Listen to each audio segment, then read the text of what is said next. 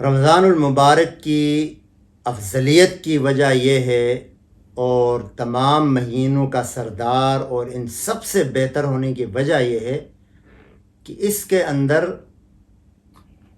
آخری عشرہ ہے، اور آخری عشرے کی سب سے بڑی وجہ افضل ہونے کی یہ ہے کہ اس کے اندر لیلۃ القدر ہے، اور لیلۃ القدر کی فضیلت کی وجہ یہ ہے کہ اس کے اندر قرآن نازل ہوا ہے۔ اب جتنے رمضان کی اہمیت ہے، اس میں بھی آخری عشرے کو آپ صلی اللہ علیہ وسلم نے اور اہمیت دی ہے۔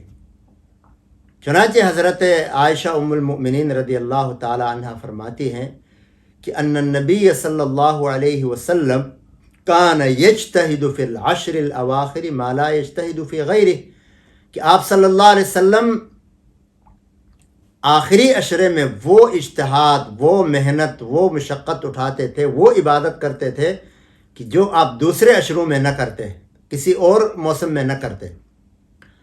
ویسے بھی آپ صلی اللہ علیہ وسلم پوری عمر آپ کی عبادت میں ہے، پھر رمضان میں تو خاص طور پر آپ اہتمام کرتے تھے، لیکن مزید آخری عشرے کے اندر محنت اور مشقت اور مزید یعنی عبادت کرنے کا مطلب یہ ہے کہ اس عشرے میں آپ عبادت کے لیے وقف ہی ہو جاتے تھے، اپنے آپ کو فارغ ہی کرتے تھے۔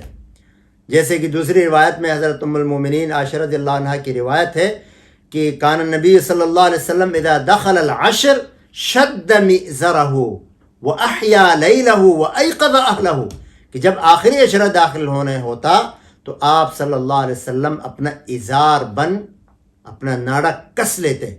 یہ اس بات سے کنایہ ہے کہ آپ صلی اللہ علیہ وسلم اپنی ازواج سے، بیویوں سے دور ہوتے، یعنی ان سے الگ ہو جاتے، بالکل اپنا ناڑا کس لیتے، یعنی سائٹ ہو جاتے آپ۔ اور دوسری اس بات سے کنایہ ہے کہ جب کوئی آدمی کوئی محنت مشقت والا کام کرنے لگتا ہے تو اپنا یہ ازار بند یا اپنے جو کمر بند ہے اس کو ذرا کس لیتے ہیں، تو اس طرح آپ صلی اللہ علیہ وسلم اپنا ازار بند کو کس لیتے تھے کہ ابھی ذرا اور محنت سے کام کرنا ہے۔ تو آپ صلی اللہ علیہ وسلم الگ ہوتے تھے اور عبادت میں مزید مشقت اٹھاتے تھے، گویا آپ بالکل یعنی الگ ہو جاتے تھے، اور اس کا نام ہے اعتکاف۔ یعنی آپ صلی اللہ علیہ وسلم گھر والوں سے سب سے الگ تھلگ ہو کے مسجد میں آپ پابند ہو جاتے اور مسجد سے باہر نہ نکلتے، اور یہ اعتکاف بھی ایک مسنون عمل ہے، آپ صلی اللہ علیہ وسلم نے اپنی زندگی کا ہر رمضان میں کیا ہے، یہاں تک کہ ایک رمضان میں آپ صلی اللہ علیہ وسلم سے کسی وجہ سے اعتکاف رہ گیا، اگلے سال آپ نے ڈبل اعتکاف کیا، 2 عشروں کا کیا، 20 دن کا اعتکاف کیا۔ تو اس سے اندازہ لگائیں کہ اعتکاف کتنا مسنون عمل ہے۔ اور پھر اعتکاف کی وجہ کیا ہے؟ اعتکاف کی وجہ یہ ہے کہ لیلۃ القدر مل جائے، لیلۃ القدر کا حصول ہے۔ حضرت ابو سعید خدری رضی اللہ تعالیٰ عنہ فرماتے ہیں کہ رسول اللہ صلی اللہ علیہ وسلم نے فرمایا کہ میں نے ایک مہینے میں پہلے عشرے میں اعتکاف فرمایا کہ مجھے لیلۃ القدر ملے، پھر دوسرے عشرے میں کیا کہ مجھے لیلۃ القدر ملے۔ مجھے بتایا گیا کہ ان دونوں میں نہیں ہے، اور یہ بتایا گیا کہ لیلۃ القدر جو ہے تحروا لیلۃ القدر فی العشر من الاواخر من رمضان، لیلۃ القدر جو ہے رمضان کے آخری عشرے کے اندر ہے۔ پھر مزید اس کے اندر تحدید ہو گئی، آپ صلی اللہ علیہ وسلم نے فرمایا کہ تحروا لیلۃ القدر فی الوتر من العشر الاواخر من رمضان، کہ لیلۃ القدر کو رمضان کے آخری عشرے کی طاق راتوں میں تلاش کرو۔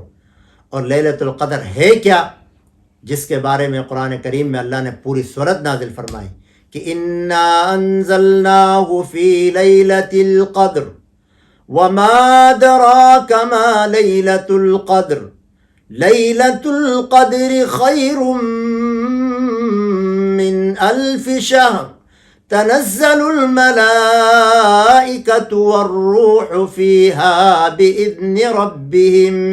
بإذن ربهم من كل امر سلام ہی حتی مطلع الفجر، یعنی ایسی رات کی جس کی خود رب العالمین تعریف کرے، اس کا فضل بتائے، اس کی عظمت بتائے۔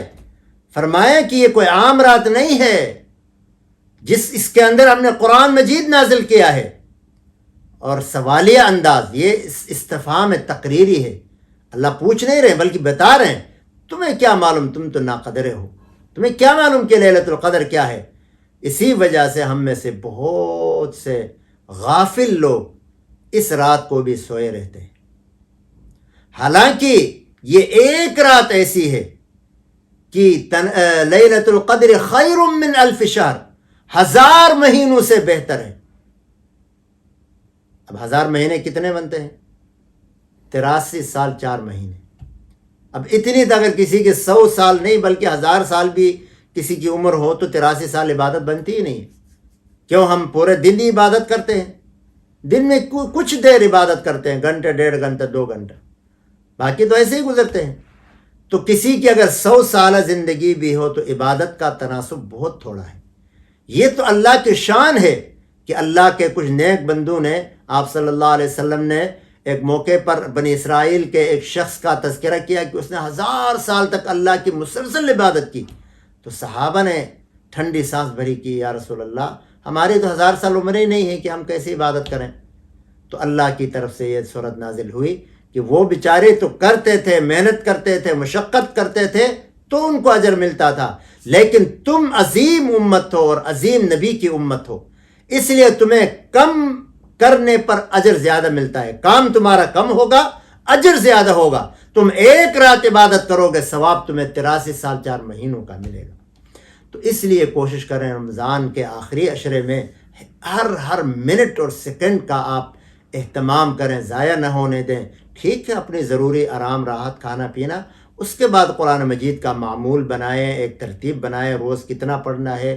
پھر پابندی سے تراویح پڑھیں، پابندی سے یعنی اپنے معمولات، عبادات، ذکر و اذکار وغیرہ کریں، اپنی تلاوتیں کریں، اور اپنی یعنی جسم کو، آنکھ کو، کان کو غلط جگہ استعمال ہونے سے محفوظ کریں، اپنی زبان کی حفاظت کریں، تاکہ اللہ تبارک و تعالی ہمارے رمضان کو بھی ہم محفوظ رکھے اور اس کا پورا اجر ہمیں عطا فرمائے.